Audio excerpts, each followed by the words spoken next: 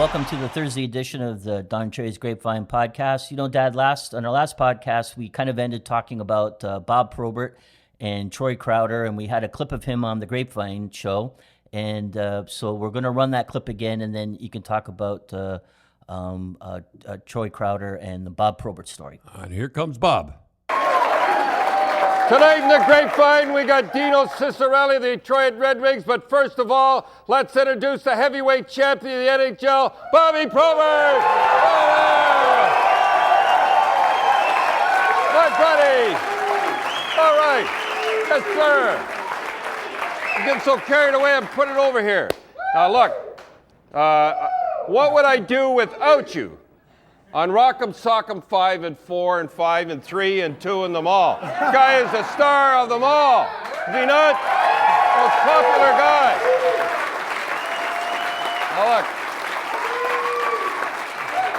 Willie Plett, I'm going to ask you a question. Willie Plett did something I couldn't believe what he did.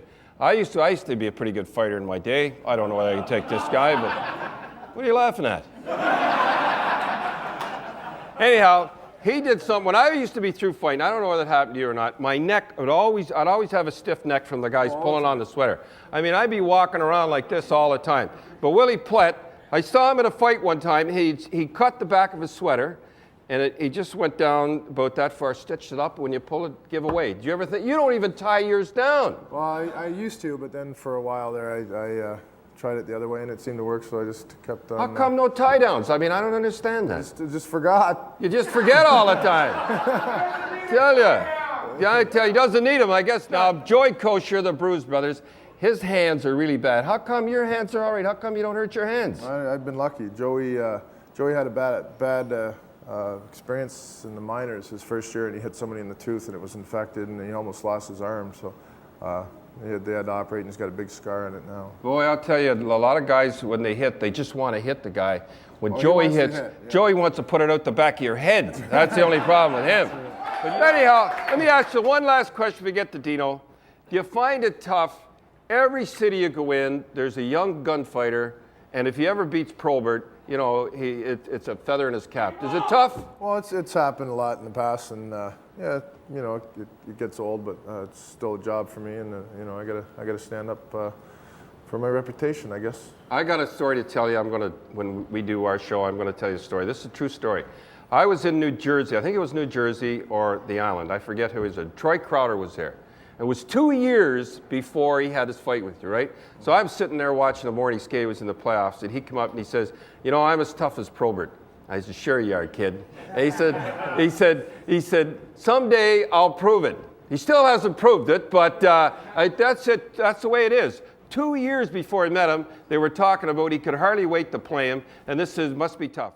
So, Dad, go into detail. There's a lot behind the Bob Probert, Troy Crowder story. So start about the time what happened when you first met Troy. I know you talked about it on the clip, but tell us again. Well, here's the story, and I can remember like it was yesterday.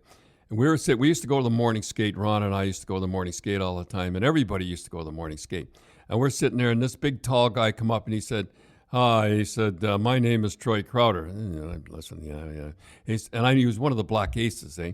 And he said, "I'm going to tell you something. I'm going to be in the National Hockey League, and and he said, "The first guy I'm going to take on is Bob Probert." And he said, "I'm as good fighter as Bob Probert, and I'm going to." And I'm sure. And I said, "I hope this guy survives." So anyhow, unbeknownst to me, and unbeknownst to a lot of people, he was Troy Crowder could throw him pretty good. So sure enough, and it was about 2 years later, right? Well, it was about two years later. He'd been learning and everything. And him and Probert, like I said, Probert was a gunfighter everybody wanted. And they had a fight, and it was a dandy. And I'd have to say it was pretty even. Troy Crowder, and he made a few statements after. Yeah, I think he cut Bob over the eye, though. Yeah. That was a big thing. So everybody made a big deal that, he cut Bob Probert. Yeah, and he made a few statements, just a couple of statements. So now everybody is looking back and coming to Detroit. He's coming into Detroit. It is unbelievable. So, you know, we're kind of important people with Hockey Night in Canada. We phoned down and tried to get a ticket. You cannot get a ticket. So it was you and Ron wanted to go? Ron and I wanted to go. We were going to drive down to see the game. And I don't think it was televised or something. Anyhow, we were going to drive down, and we phoned for a ticket, and they said, we don't have, honestly, Don, we don't have any tickets. So we had 2 tickets up in the nosebleed. We were up in the right at the very, very top. So it was like a heavyweight championship fight. The puck was down at one end, and Crowder and Probert were at the other. It was unbelievable. But remember, you were telling the story when you and Ron walked in. Oh, yeah. And you bumped into the ref. And the linesman. And say, look, we came a long way to see this fight. We drove down. We don't want you jumping in right away. And the linesman said, are you kidding? We're looking forward to this too. So everybody in hockey was looking forward to it. And sure enough, they're back and forth, and all of a sudden they started, and it was he hit Probert hit Troy Crowder so hard his helmet went about 10 feet in the air. Well, they fought twice. Yeah, they fought twice. The first one, Bob won, but it was close. It was 5-4. The next one, though, Bob was more ready. He hit him so hard his helmet went 10 feet in the air. It was and the crowd went absolutely wild. I just don't understand it. I don't understand. And I, nobody really gets, they're talking about these guys get fight and concussions. Nobody really, guys got cut and things like that. I did it a long time. But this fight, you couldn't believe. And I remember we had the long drive back, a long drive from Detroit. And I'll never forget this as long as I live. I stood up. I remember I had a leather coat on. And I stood up, and everybody give us, Ron and I, a standing ovation. And Bernie Nichols was facing off, and Ray Scampanella, that was his name, he was facing off. So they stopped, and they watched us leave. So now we get on the elevator, and there's a policeman there, and we get an escort, and Ron goes on, and they push them off. I said, okay, let them on. But everybody loved that fight, and Crowder did not disappoint.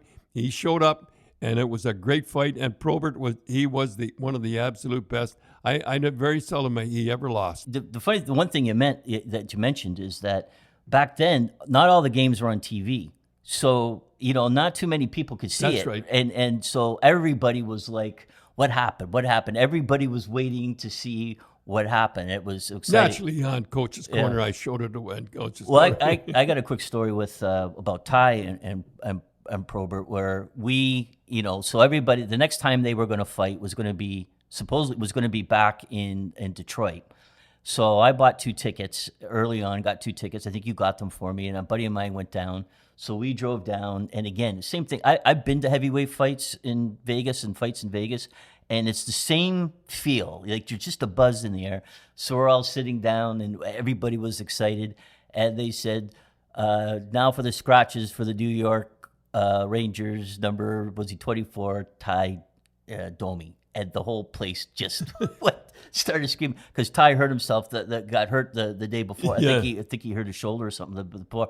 The place just went nuts. They were just like, I can't believe this. And we drove down the whole thing. And then those 2 fought in New York. Oh, yeah. And they said, I think it was Stan Fischler was talking about it when they had the rematch. He said it was like a heavyweight fight was going on at Madison Square Garden. They said the tickets were going for over $1,000. Oh, well, people wanted to see him. And I remember when Probert used to be waiting for a face-off, they used to play that record Bad to the Bone. and he never... But he was when he was on TV, he was one of the shyest guys you'd ever. All the fighters are usually quiet-spoken and very shy. So you have this theory, Dad, that there's fighters that like to fight and some fighters that have to fight. So was Probert? Which one was Probert? I think he didn't mind fighting, but after a while, he had the reputation he had to fight. So it's like, as you said, the gunslinger coming in. Now you at one time were like that, weren't you? That you had to go in and. Oh, I remember. Okay, we'll end on this. I get hit so many times. But I drove out. It was a family. Remember, you were tired. Well, it was you and I and Rose, and you were in the back seat. And I remember I had a '60 Pontiac 2-door. Oh, it was a beautiful car, Pontiac Laurentian. It had Star Chief on the back. Had a Star Chief, a nice car. So anyhow, we drove out, and where were you from? Hershey. Oh, okay. I got. This goes on and on. I could tell Well, this. it's a good story, though. I mean, no one would believe it. Okay, I went out with Claude Dufour, who was a goaltender at the Montreal camp, at the training camp. And Sammy Pollock called me in. I'll never forget this. I'm getting on and on. But Sammy Pollock called me in, and he says, I understand you're out drinking last night. I was out with Claude Dufour. We had about 2 or 3 beers. And he said, well, we don't, nobody was honest with him. And he says, well, we don't do that. We have plans. And you know what? They had plans for me. I found out later that maybe to coach the Ottawa Hull Club because I don't know, anyhow, I was going to be a player coach. But anyhow, what happened was he said, we're going to send you to Washington. I said, well, that's Washington. That's good. I didn't know they were in the American Hockey League. And somebody spelled it out to me. I didn't even say Spokane. I Spokane. I said, where the hell is Spokane? So we drove out, and I got there, 3,200 miles, I think it was, and the trainer was a great guy in Spokane. And How many days would that have taken? Like I would have been in the back seat for and I don't know, 2 days, I think. 2 days. Oh boy. 2 or 3 days. Anyhow, it was a long drive. I remember it was a long drive. I remember we were going up going up. The Rockies. The Rockies were so long, I thought we were going down. That's how, I mean, it was just unbelievable. So anyhow, we get there. That's not the story. So the story is we get there, and the trainer is a great guy. I can see him now. He gave me new gloves, because you're a new new gloves player. and new equipment. But fighters never have new gloves. But I didn't want to be a whiner or anything. I said, I kept the gloves, and we walked into Cal Palace. So that's in San Jose. No, San Francisco. San Francisco. So we walk in, and and I told this story before because I think it was the greatest beating I ever had. And there was a big sign across the whole thing. Larry McNabb, heavyweight champion of WHL. And I knew it was not going to be a good day for me. So sure enough, we get into a fight again. I get tied up with the linesman. That's why I'm kind of paranoid over it.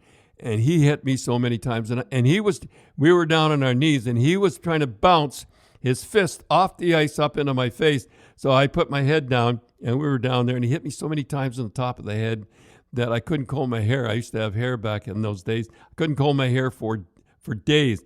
And I often tell the story. When I didn't have any money, I would give $100, and I don't have much money now, but I would give $100 if I could get 5 seconds left because he was out. I put him out, by the way, in the fight. He broke his hand on my head. But anyhow, I remember his hand swelling, and he was showing it to the trainer. I could have filled him in there, and I was still dizzy. I only had those 5 seconds back. So what was the point? So it was the Gunslinger. You knew that going in, I knew I had to go. That's right. You had to go. That's the thing. I don't know why I had to go because we must get into the toughest defense of all time. But that was the same way. I'll tell you one thing. It wasn't as good fight as Probert and Ty and those guys. They was really good. I get hit. It was not fair because he hit me 22 times. I know it was 22 times because I was counting them. But when you fought, you those days, as you said, there's some guys. You take Ryan Nugent Hopkins and Sean Monahan and Monahan. They did not know how to fight. They fought because they were mad at each other, and they're the toughest fights of all because they were really throwing them. And when you get a guy that's really afraid in fight, boy, you really have to be careful because he'll do anything when he's afraid. If you fight another good fighter, you kind of go like McNabb and that, you'll get it. But when you fight a guy that hasn't fought before, he's fighting because he's mad. So anyhow, that's enough on fighting. We've had a lot of fun. And I thought Calgary and Edmonton, one of the highest rated of all time. Everybody could hardly wait to get through the Toronto game. So they were promoting it. They said they were putting the next game. They play last game of the season. Yeah. They play again. I think in Edmonton. And everybody they were already promoting it. So they're going to play one more time. But I have to admit, I'm at the color guy and Louis and the guy. They did a good job. And you know what? I think the refs did a good job. They didn't go crazy last. Like the refs could have wrecked that game by calling a million penalties. Yeah, and they did a good job not going nuts. It's not the present. I don't have to say it now because I'm not getting paid. But it's not the present regime, as they call it. that put the instigator rule in. It was put in a long, long time ago. Gil Stein was the commissioner. Gil Stein, and they put it in because they didn't know what they were doing. And as you say, they can't go back. They can't go back. As I said before, they can't go back because if they do, the left-wing pinkles will go in and say, see, they're advocating violence. And they can't go back, and it's tough because if you interfere, if you say somebody does something to Crosby and you interfere, you could get 2, 5, and a 10. And if you get too many of them, you get 2 or 3 games. Nothing they can do about it, and they can't go back on it. And therefore, we have all our stars usually hurt all through the season. Take a look at them. You'd always hurt. I guarantee you what's happened to McDavid would not happen to Gretzky, guaranteed, with Semenko and McSorley.